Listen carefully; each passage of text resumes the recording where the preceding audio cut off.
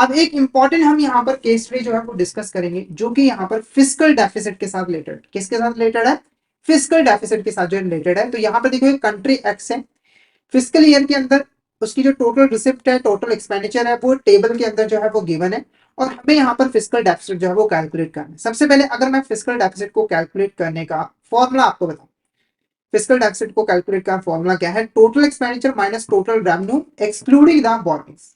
यानी कि हमें दो चीजें चाहिए, टोटल एक्सपेंडिचर और टोटल रेवेन्यू, जिसमें बोरोइंग इंक्लूडेड ना। ठीक है, तो यहाँ पर देखो कौन कौन सी हमारी यहाँ पर रिसिप्ट है। पहले देखो क्या है, टैक्स रेवेन्यू, ये हमारी रिसिप्ट है क्योंकि हमें टैक्सेस से रेवेन्यू है ये। उसके बाद टैक्स, नॉन टैक्स रेवेन्यू, यानी कि मतलब कि जैसे कंपनी ने, गवर्नमेंट ने किसी कंपनी में इन्वेस्ट किया था, उससे उसे इंटरेस्ट वगैरह मिला है, ठीक है, तो वो नॉन टैक्स रेवेन्यू हो गया। तो ये हमारा हो गया 100। टैक्स रेवेन्यू का मतलब है कि आपको किसी भी तरीके से टैक्स, डायरेक्ट इनडायरेक्ट टैक्स, उससे जो पैसा मिलेगा। नॉन टैक्स रेवेन्यू का मतलब कि टैक्स के अलावा जो आपको पैसा मिला है।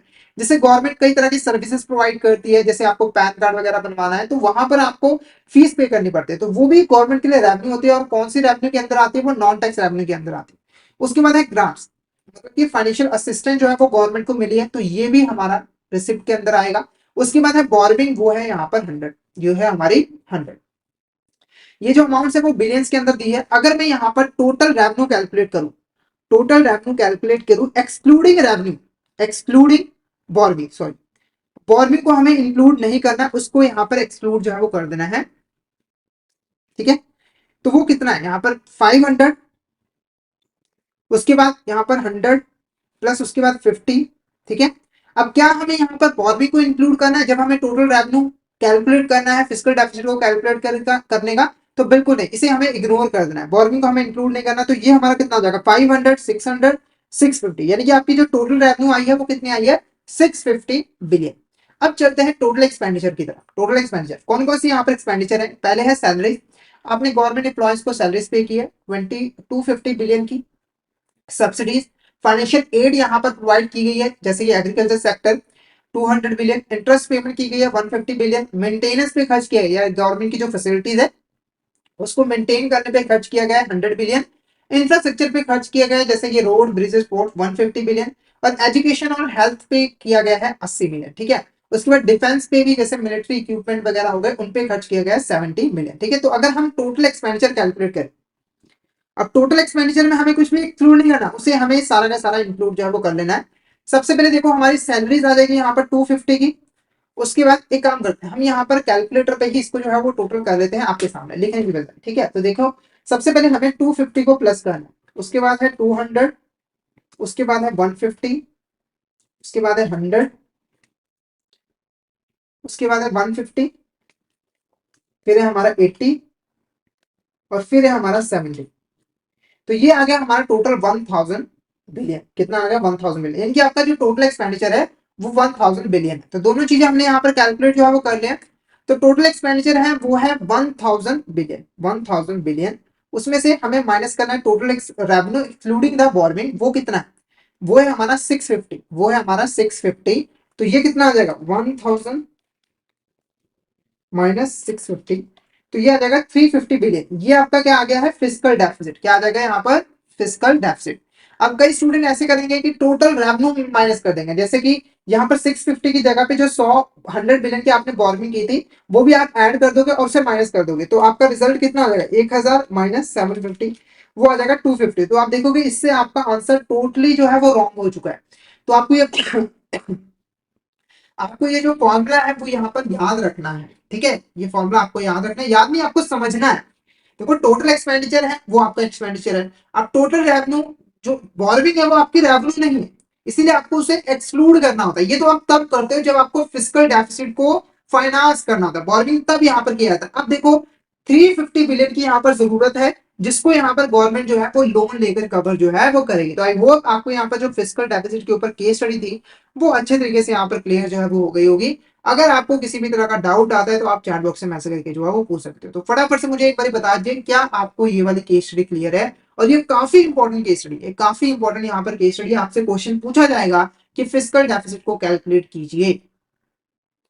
तो मुझे यहाँ पर चैट बॉक्स में बता दीजिए क्या आपको यहाँ तक क्लियर है, ऑल इज क्लियर। फिर हम यहाँ पर नेक्स्ट क्वेश्चन की तरफ बढ़ेंगे और नेक्स्ट केस स्टडी की तरफ बढ़ेंगे, और ये भी हमारे डेफिसिट से रिलेटेड है। तो पहले मुझे यहाँ पर कंफर्मेशन दीजिए क्या आपको यहाँ तक क्लियर।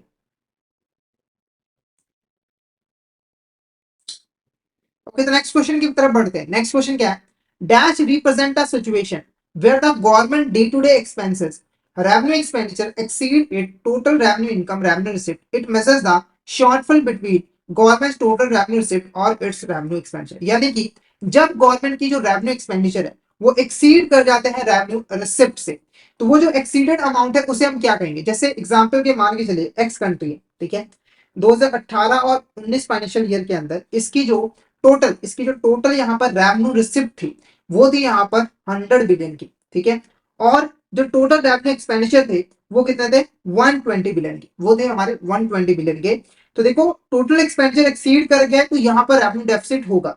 टोटल एक्सपेंडिचर में से आपको जो टोटल रेवेन्यू एक्सपेंडिचर है उसमें से टोटल रेवेन्यू रिसिप्ट को जो कि 100 है उससे माइनस कर देना है, तो आपका जो डिफरेंस आएगा वो 20 आएगा। और ये 20 आपका क्या है? ये 20 आपका क्या है? ये है आपका रेवेन्यू डेफिसिट। क्या है यहाँ पर? Revenue deficit. तो करेक्ट आंसर हमारा क्या रहेगा? Option B, revenue deficit is the correct answer. यानी कि जब गवर्नमेंट के रेवेन्यू एक्सपेंडिचर एक्सीड कर जाता है रेवेन्यू रिसिप्ट से, तब यहाँ पर रेवेन्यू डेफिसिट जो है वो अराइज होता है। क्लियर है आपको यहाँ तक? क्लियर है आपको यहाँ तक क्वेश्चन? नेक्स्ट क्वेश्चन की बात करें, which deficit is refined measure of revenue deficit that consider the impact of grants given by central government to state government for creation of capital asset. It provides a more accurate assessment of government to revenue deficit position by excluding certain type of grant that contribute to capital formation. ठीक है, तो देखो सबसे पहली चीज आपको यहाँ पर समझनी है ग्रांट के बारे में। ग्रांट के बारे में ऑलरेडी मैंने आपको समझा दिया है कि जब central government financial help provide करती है किसी स्टेट गवर्नमेंट को ताकि वो यहाँ पर फंड से यूज कर सके, ठीक है, फंड को यूज कर सके और ग्रोथ कर सके, तो वो हमारा ग्रांट कहलाता है। अब ये जो ग्रांट है वो डेट नहीं होता है, जिसकी वजह से ये क्या होता है? रेवेन्यू एक्सपेंडिचर होता है। क्या होता है यहाँ पर? रेवेन्यू एक्सपेंडिचर होता है। अब देखो ये जो ग्रांट होता है वो इन ग्रांट में से कुछ ग्रांट ऐसे होते हैं जो कि कैपिटल फॉर्मेशन के लिए दिए जाते हैं। कहने का मतलब क्या है? किसी कैपिटल एसेट को क्रिएट करने के लिए दिए जाते हैं। जैसे यहाँ पर एक्स कंट्री की जो सेंट्रल गवर्नमेंट है उसने यहाँ पर 50 करोड़ रुपए जो है स्टेट गवर्नमेंट को प्रोवाइड दिए ताकि वो अपनी स्टेट के अंदर एक अच्छा हॉस्पिटल जो है वो बना सके। तो ये जो ग्रांट दी गई है वो बेसिकली किसी कैपिटल एसेट को फॉर्मेट करने के लिए, क्रिएट करने के लिए जो है वो दी गई है। तो इस ग्रांट को हम क्या कहते हैं? Grant provided for capital formation या फिर grant provided for creation of capital asset. ठीक है, एक्चुअली में देखो ये जो ग्रांट दी गई है इससे कैपिटल एसेट जो है वो क्रिएट हो रही है। इसका मतलब क्या हुआ कि ये रेवेन्यू एक्सपेंडिचर की कैटेगरी में नहीं है, ये हमारा कैपिटल एक्सपेंडिचर में हुआ। कैपिटल एक्सपेंडिचर में हुआ क्योंकि इस एक्सपेंडिचर की वजह से हमारे देश की एक एसेट जो है वो क्रिएट हो रही है। पर एक चीज आपको ध्यान में रखना है कि ये एक स्पेशल तरह की यहाँ पर ग्रांट हुई, पर हम इसको मानते रेवेन्यू एक्सपेंडिचर ही है, मानते इसे रेवेन्यू एक्सपेंडिचर ही है। तो एक चीज आपको मैं यहाँ पर बता दूं कि हम क्या करते हैं, ये जो ग्रांट प्रोवाइड की गई होती है इसे ना हम रेवेन्यू डेफिसिट पे से माइनस कर देते हैं। क्यों माइनस कर देते हैं? ताकि हम गवर्नमेंट का एक्चुअल रेवेन्यू डेफिसिट जो है वो कैलकुलेट कर सके। देखो अगर हमारी गवर्नमेंट का 20 बिलियन रेवेन्यू डेफिसिट हुआ है जिसमें से उसने 10 बिलियन जो है वो ग्रांट प्रोवाइड की थी कैपिटल एसेट को क्रिएट करने के लिए स्टेट गवर्नमेंट को, तो एक्चुअली में ये कैपिटल एक्सपेंडिचर की कैटेगरी में आया, यानी कि ये कोई डेफिसिट नहीं हुआ, ये खर्च नहीं हुआ, मतलब है ना। तो हम क्या करेंगे, ये जो हमारा रेवेन्यू डेफिसिट आया था 20 बिलियन, इसमें से ये जो हमने ग्रांट प्रोवाइड किया कैपिटल फॉर्मेशन के लिए इसे हम माइनस कर देंगे, और इसके बाद जो आया वो हमारा कहलाया 10 बिलियन जो आया वो हमारा कहलाया इफेक्टिव रेवेन्यू डेफिसिट। यानी कि जो इफेक्टिव रेवेन्यू डेफिसिट है वो बेसिकली ऐसी ग्रांट जो कि कैपिटल एसेट को क्रिएट करने के लिए दी गई है उनको कंसीडर करता है और उनको रेवेन्यू डेफिसिट में से माइनस करता है, ताकि हम एक्यूरेट पोजीशन यहां पर जान पाए गवर्नमेंट की कि उनकी रेवेन्यू डेफिसिट की पोजीशन क्या। अब हमें पता लग गया है कि एक्चुअली में गवर्नमेंट को कितनी रेवेन्यू डेफिसिट फेस करनी पड़ी है? 10 बिलियन। कितनी फेस करनी पड़ी है? 10 बिलियन। ओके, क्लियर है आपको ये दोनों क्वेश्चन? क्योंकि देखो इसके बेस पर हमने एक केस स्टडी को जो है वो डिस्कस करना है, तो पहले मुझे यहाँ पर कंफर्मेशन दीजिए क्या आपको ये दोनों क्वेश्चन जो है वो क्लियर है, क्योंकि इसी के बेस पर हमें नेक्स्ट क्वेश्चन भी यहाँ पर डिस्कस जो है वो करना है। तो पहले मुझे यहाँ पर चैट बॉक्स में बता दीजिए क्या आपको यहाँ तक क्लियर है, और किसी भी तरह का डाउट हो तो आप चैट बॉक्स में मैसेज करके पूछ सकते हो, फटाफट से बता दीजिए। ठीक है, तो रेवेन्यू डेफिसिट क्या है? तो जब हम किसी गवर्नमेंट के रेवेन्यू एक्सपेंडिचर में से रेवेन्यू रिसिप्ट को माइनस कर देते हैं तो वो जो डिफरेंस होता है, यानी कि जो एक्सीडेड अमाउंट होती है वो होता है रेवेन्यू डेफिसिट। और जब हम रेवेन्यू डेफिसिट में से कोई भी ऐसी ग्रांट जो कि कैपिटल एसेट को क्रिएट करने के लिए दी जाती है उसे माइनस कर देते हैं, तो हमारा इफेक्टिव रेवेन्यू डेफिसिट आ जाता है, जो कि हमें गवर्नमेंट की ट्रू रेवेन्यू डेफिसिट पोजीशन के बारे में जो है वो बताता है। ठीक है, क्यों होता है ऐसा वो मैंने ऑलरेडी आपको बता दिया है। तो आई होप आपको ये क्लियर हो गया होगा। अब इससे रिलेटेड एक इंपॉर्टेंट यहाँ पर केस स्टडी को जो है वो डिस्कस करेंगे। इससे रिलेटेड एक इंपॉर्टेंट हम केस स्टडी को जो है वो डिस्कस करेंगे। केस स्टडी देखो क्या है। In the physical year countries wise government financial data given in following table. तो इस टेबल के अंदर बेसिकली जो कंट्री वाई है उसका फाइनेंशियल डाटा जो है वो गिवन। ठीक है, तो इससे हमें रेवेन्यू डेफिसिट और इफेक्टिव रेवेन्यू डेफिसिट को जो है वो कैलकुलेट करना है। सबसे पहले कैटेगरीज यहाँ पर गिवन, कैटेगरीज हमें यहाँ पर गिवन है। डायरेक्ट टैक्सेस, ठीक है, डायरेक्ट टैक्सेस जैसे कि इंडिविजुअल पे हमने इनकम टैक्स लगाया, बिजनेस पे कॉर्पोरेट टैक्स लगाया, उससे 400 बिलियन की रिसिप्ट हुई, यानी कि ये हमारा क्या हुआ, डायरेक्ट टैक्स से हुआ। उसके बाद हमारा इनडायरेक्ट टैक्स है, यहाँ पर हमने गुड्स और सर्विसेज पे जो टैक्स कलेक्ट किया, यानी कि जो जीएसटी हो गया, उसे 200 बिलियन यहाँ पर मिला। यानी कि ये जो हमारा टैक्स रेवेन्यू हुआ, हमारा जो टैक्स रेवेन्यू हुआ वो यहाँ पर टोटल कितना हुआ, 300 बिलियन का।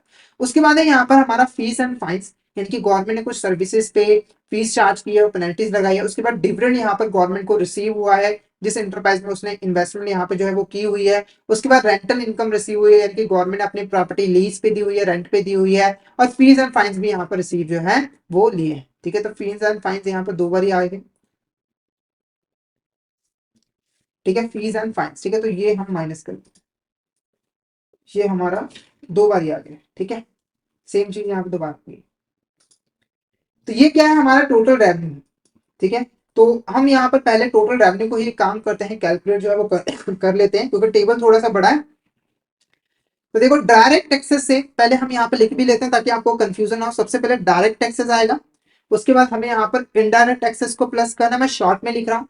फिर फीस के लिए एफ डिनोट करते हैं, ठीक है, फीस एंड फाइन्स। ठीक है, उसके बाद नेक्स्ट हमारा डिविडेंड के लिए डी डिनोट करते हैं, उसके बाद है रेंटल इनकम के लिए आर। ठीक है, तो ये हमारा टोटल रिसिप्ट बन जाएगा। तो सबसे पहले डायरेक्ट टैक्सेस से आपको कितना पैसा मिला, 400 बिलियन, उसके बाद 200 बिलियन, उसके बाद 50 बिलियन, फिर है 30 बिलियन, फिर है 20 बिलियन। ठीक है, तो ये आपका टोटल एक्सपेंडिचर जो है, सो टोटल रिसिप्ट है। तो आज अगर आप इसका टोटल करो तो 400 प्लस 200 प्लस 50 प्लस 30 प्लस 20, तो ये आपका आ जाएगा 700। यानी कि आपका जो टोटल रिसिप्ट है वो कितना है, 700 है। उसके बाद अगर हम बात करें यहाँ पर एक्सपेंडिचर की, तो देखो पहले है सैलरीज एंड वेजेस, उसके बाद है सब्सिडीज, इंटरेस्ट पेमेंट्स आपकी यहाँ पर गिवन है। ठीक है, मेंटेनेंस कॉस्ट है, एडमिनिस्ट्रेटिव एक्सपेंसेस है, सोशल वेलफेयर और grants given for capital asset. तो यहाँ पर एक चीज आपको सबसे पहले आपको ये देखना है, जब भी आप इस क्वेश्चन को सॉल्व करो, कि आपको सिर्फ और सिर्फ यहाँ पर रेवेन्यू रिसिप्ट लेना है। पहले हमें ना यहाँ पर जो रेवेन्यू डेफिसिट है वो कैलकुलेट करना है। इस डाटा के बेस पर हमें यहाँ पर रेवेन्यू डेफिसिट कैलकुलेट करना है। तो रेवेन्यू डेफिसिट को हम कैसे कैलकुलेट करेंगे, रेवेन्यू डेफिसिट का जो फॉर्मूला है यहाँ पे हम लिख देते हैं ताकि आपको कंफ्यूजन ना हो। ठीक है, क्योंकि क्वेश्चन थोड़ा सा यहाँ पर बड़ा है, इसमें हम इफेक्टिव रेवेन्यू डेफिसिट भी कैलकुलेट करेंगे। तो पहले हम कैलकुलेट करें रेवेन्यू डेफिसिट को, वो कैसे कैलकुलेट होता है। तो आपकी जो रेवेन्यू एक्सपेंडिचर है, रेवेन्यू एक्सपेंडिचर है, उसमें से आपको माइनस करना होता है रेवेन्यू रिसिप्ट को। ठीक है, ये ध्यान में रखना है। तो आपके पास जब भी यहाँ पर क्वेश्चन आएगा तो आपको फाइंड आउट करना पड़ेगा खुद से कि कौन सी हमारी यहाँ पर रेवेन्यू रिसिप्ट है और कौन सी हमारी यहाँ पर रेवेन्यू एक्सपेंडिचर है। ठीक है, तो यहाँ पर देखो ये लगभग हमारे सारे क्या है, रेवेन्यू रिसिप्ट है। इसमें जितने भी आपको रिसिप्ट दिख रहे हैं उससे ना तो कोई हमारे यहाँ पर लाइबिलिटी क्रिएट हो रही है, ना ही एसेट रिड्यूस हो रही है, तो ये रेवेन्यू रिसिप्ट होंगी। अब यहाँ पर अगर हम एक्सपेंडिचर पे देखें, salaries, wages, subsidy, interest payment, maintenance cost, administrative expenses, social welfare programme, grants given for capital asset, तो ये सारे भी हमारे लगभग कैपिटल एक्सपेंडिचर ही है, कैपिटल एक्सपेंडिचर ही, सॉरी रेवेन्यू एक्सपेंडिचर ही है। तो हम इसका यहाँ पे टोटल जो है लगा लेते हैं। सबसे पहले हमारा आ जाएगा 300, उसके बाद आ जाएगा 200, उसके बाद आ जाएगा 150, फिर आ जाएगा 100, फिर आ जाएगा 100, फिर आ जाएगा 100। ठीक है, फिर आ जाएगा हमारा 50। तो ये हो गया हमारा टोटल 1000, ये हो गया हमारा यहाँ पर 1000। एक बार फिर से यहाँ पर कर देते हैं। ये हमारा आ जाएगा 1000, यानी कि हमारा जो टोटल रेवेन्यू एक्सपेंडिचर है वो कितना है, 1000। तो हमें यहाँ पर वैल्यू पुट कर लेनी, तो 1000 बिलियन माइनस हमारा 700 बिलियन, तो 300 बिलियन हमारा क्या आ जाएगा, यहाँ पर रेवेन्यू डेफिसिट जो है वो आ जाएगा। तो इस तरीके से आप आसानी से रेवेन्यू डेफिसिट को जो है वो कैलकुलेट कर सकते हो। तो यहाँ पर हमारा आंसर क्या रहेगा, रेवेन्यू डेफिसिट इज 3 बिलियन। ठीक है, तो हम यहाँ पर पहले इसको रब कर देते हैं और यहाँ पर साइड में लिख लेते हैं कि हमारा जो रेवेन्यू डेफिसिट आया है, हमारा जो रेवेन्यू डेफिसिट आया है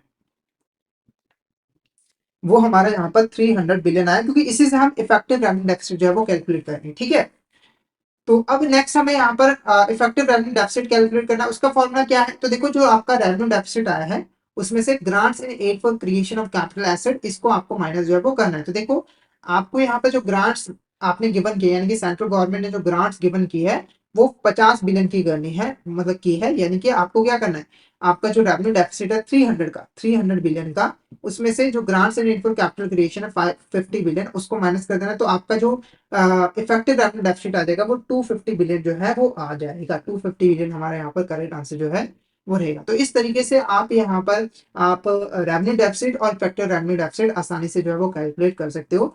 तो यहाँ पर हमारी दूसरी केस स्टडी जो डेफिसिट से रिलेटेड थी वो यहाँ पर क्लियर हो गई है। तो आई होप आपको यहाँ तक क्लियर हो गया होगा। अगर आपको किसी भी तरह का डाउट आता है तो आप चैट बॉक्स में मैसेज करके पूछ सकते हो। फटाफट से मुझे चैट बॉक्स में बता दें क्या आपको यहाँ तक क्लियर है।